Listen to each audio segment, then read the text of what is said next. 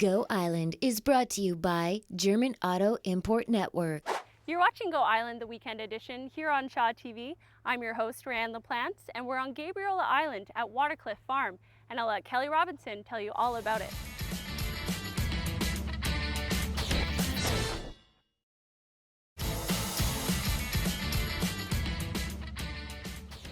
And at Watercliff Farm, it is certainly a working farm, and they even work their small children, but they definitely deserve a nap. The workshops are going year-round, and we're going to talk about a workshop that's going to be offered about forest gardens. I'm here with Lisa Butler. So what is a forest garden? Well, a forest garden is essentially a group of plants, largely perennial, but annual as well, that work together as a system. And the reason it's called forest garden is because it emulates how a forest grows. So it's not necessarily grown in a forest or, it's grown like a forest. But we use edible plants. So everything that you see here is either edible or medicinal. And they work together. What about these? What's this purpose for the forest garden? This is a lupin. And so it's a flower, but it also fixes nitrogen into the soil. So it draws nitrogen out of the air and fixes it into the soil for us, which feeds the rest of the system. So its roots feed nitrogen to the rest of the plants that require more nitrogen. Same with this bush here is called a gumi, and it's a nitrogen fixing bush as well with little edible berries. So lots of double purpose plants in the forest garden. And at the base of every forest garden, you always have a tree, That's correct? right, yeah. What kind of tree is this? This is actually a mulberry tree. It's a white mulberry. And so they're about the size of a raspberry. They're about that long. So there's different varieties of mulberries, but this is a white mulberry. And it did bear fruit last year. So yeah. And some plants you have, I know there's a lot of strawberries here. Is it just to help keep out the weeds, or do you guys just really like strawberries? That's right. You can think of the forest garden as 7 layers. So all the way down from the root, you can grow root crops. To the ground cover, and we think of strawberries as like a ground cover, so they keep the weeds at bay, but they also provide shade to keep the soil from evaporating so much in the summertime, and they also provide us with yummy strawberries. So that's double purpose. And then from the ground cover we go to the more bushy plants, and then the shrubs, small shrubs, up to the taller shrubs. Like we had an angelica plant here that gets about this tall. Up to the trees, and then we have vining. You can also add a vining layer. So you can think of the forest garden as 7 layers, and you want to utilize as many as possible to be as efficient in the space as you can. Awesome. And to find out more about what happens here at Watercliff Farm, you can always check out their Facebook group, Watercliff Farm. Now we're going to throw things over to a plant that's a willow tree, and they kind of grow like weeds, correct? A type of tree that probably won't do so well in this forest garden, because it would probably take over the whole entire garden, is a willow tree. But Jocelyn Matui met up with an artist who uses the willow to make beautiful furniture.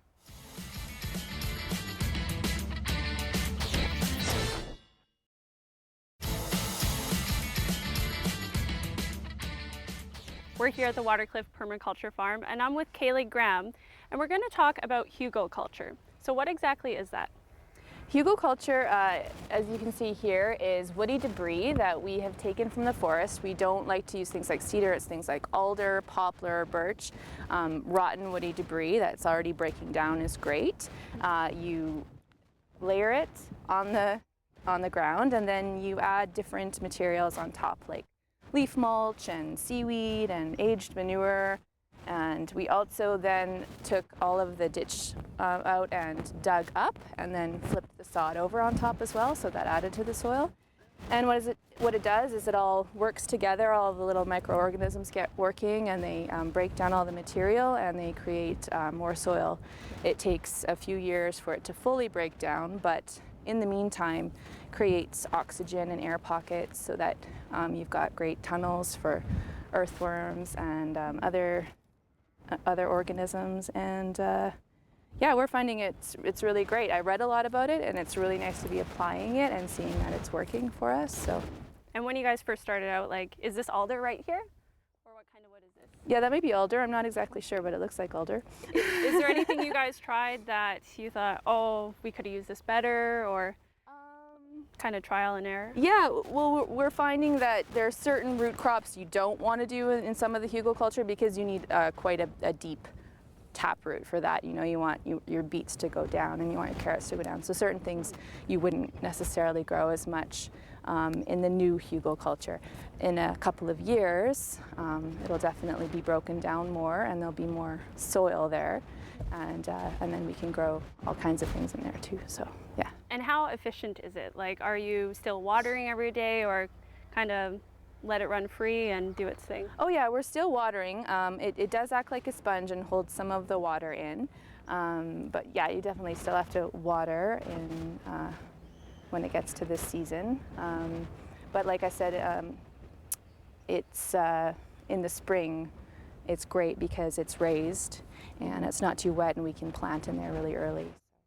We like that, yeah. And where you guys are, before, when you guys first started this farm, it would kind of flood everything in the winter time. Yeah, basically we came here and there's a big, huge patch of hay and not much else, and it was very wet in different areas, so we dug swales, which is a way of digging ditches, a ditch system, essentially, that directs the water to where you want it to go. Another permaculture system is aquaponics, which uses fish and water to provide nutrients to your garden. But if that doesn't interest you, why not use all the rain we have here in BC? Right now it's boiling hot outside, but we do get a lot of rain and you can harvest that rain for your garden. Derek Johnstone has more.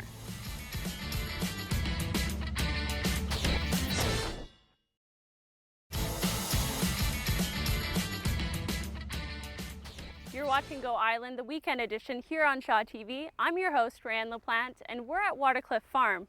Kaylee had mentioned off camera that they love weeds here, and I know that's probably a strange concept to most of us, but take this weed here. It's a comfrey weed that you can just chop and drop it onto the ground and it creates a great compost. You can also make it into a tea, just cut it up, steep it, and then put it back into the ground to provide nutrients. Now going from land to ocean, we're going to go to Victoria to see some orcas.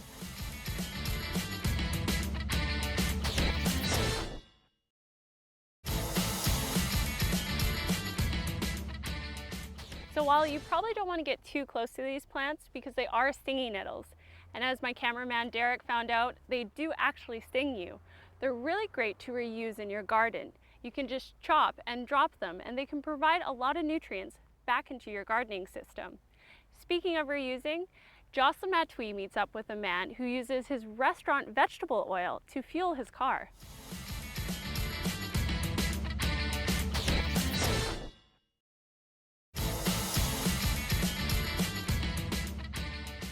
Here at Watercliff Farm, the families provide local veggies and fruits to restaurants and families in just 1.5 acres.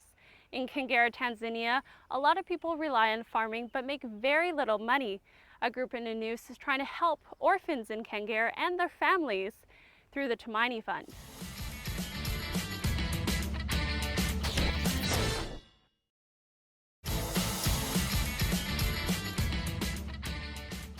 So here at Watercliff Farm, it's a family farm, and you have your kids working the farm as well? Yeah, our kids are great workers. Felix here is very helpful, and we think it's really beautiful and so important to have this younger generation learning where their food comes from, and it's an added bonus that they just like to pick greens and eat them, and we don't have to make them. What is he eating right now? He's eating sorrel right now, which is a really lemony green. It's really beautiful with salmon, and it's just tasty and different, strong flavor, but nice flavor. Yeah, I tasted some earlier, and it is absolutely fabulous. Great on fish as well. Is this local to our area, the sorrel? No, not necessarily. No, sorrel's not local. We'll grow a lot of local plants, but I wouldn't say sorrel's one of them. However, it's a perennial, so it'll keep coming back, which is great. We love anything like that in our permaculture system. A plant that will just keep producing again year after year and shed its seed and come up again. So we'll plant and seed things, but we'll also let some things go to seed. Like over there is, you see that beautiful purple-red color? Yeah. That's some auroch that's coming up because it's just seeded. You're gonna be on TV, yeah. And here, We have kale, and this is just an abundance. Yeah, we just kale. like seeded a whole kale, and we'll definitely be thinning it out. But it's really great. Yeah. And we were talking before the cameras got on just how much is actually growing right now. We're only in, well, I guess May now, but your whole entire garden is flourishing with stuff. So let's look at the radishes. Yeah, we've got radishes coming up. Yeah. The garden's definitely flourishing. We work really hard. We have volunteers that come down on Wednesdays, and we have hardworking kids. That also need their nap time. Yeah. How important is it to get your food local? I think that knowing where your food comes from gives you a certain pride. Like if you go to Europe and you go to Italy, you'll see they'll grow a specific kind of squash and they'll just be so proud of that. And I think that's increasing here in Canada and North America, and I think that's so great because it's important to have pride in your landscape and pride in your soil. Awesome. Thank you. Well, I'm going to let him nap.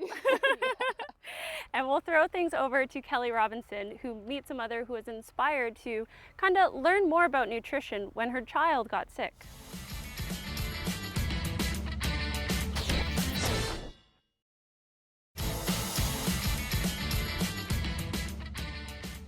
You're watching Go Island here on Shaw TV. I'm your host, Rae-Anne LaPlante, and we're enjoying the beautiful sunshine here on Gabriola Island at Watercliff Farm. And I've been told that these plants are actually good for the garden.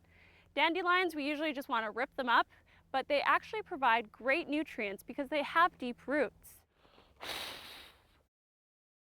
Speaking of time, you boys better hurry up. Todd Jones and Derek Johnstone have to race again against the clock.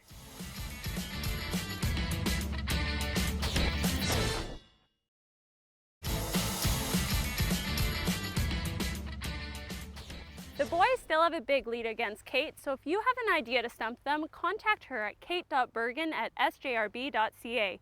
That wraps up the weekend edition on Go Island Shaw TV. I'm your host, Rae-Anne LaPlante. Thank you for the families at Watercliff Farm for having us out today and really inspiring us that if you dream, anything is possible. If opportunity doesn't knock, build a door.